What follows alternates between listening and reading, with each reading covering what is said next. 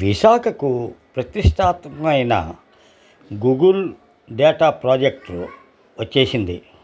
అంతకుముందే విశాఖకు స్టీల్ సిటీగా పేరు సాధించి పెట్టిన ప్రతిష్టాత్మకమైన విశాఖ స్టీల్ ప్లాంట్ మనకు గర్వకారణమే. అయితే విశాఖ స్టీల్ ప్లాంట్ సమస్యలు అంతర్గతమే. కానీ విశాఖ స్టీల్ ప్లాంట్ ప్రధాన ద్వారం ఎదురుగా ఉన్న కూడలి మాత్రం నిర్లక్ష్యానికి గురి అవుతూనే ఉంది.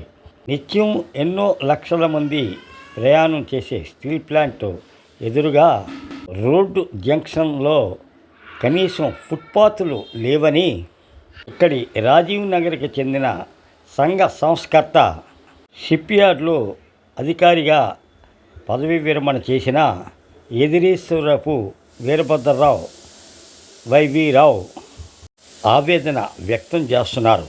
ఈ జంక్షన్లో మురికి కాలువ మీద ఎన్నో ఏళ్లుగా కప్పులు లేక ప్రమాదకరంగా మారాయి అని ఆయన ఆవేదన వ్యక్తం చేశారు. ప్రతిష్టాత్మకమైన స్టీల్ ప్లాంట్ ఎదురుగా ఇంత అధ్వానంగా ఉన్నా ఇటు స్టీల్ ప్లాంట్ కానీ అటు జీవీఎంసీ అధికారులు కానీ పట్టించుకోకపోవడం దారుణమని ఆయన విమర్శించారు.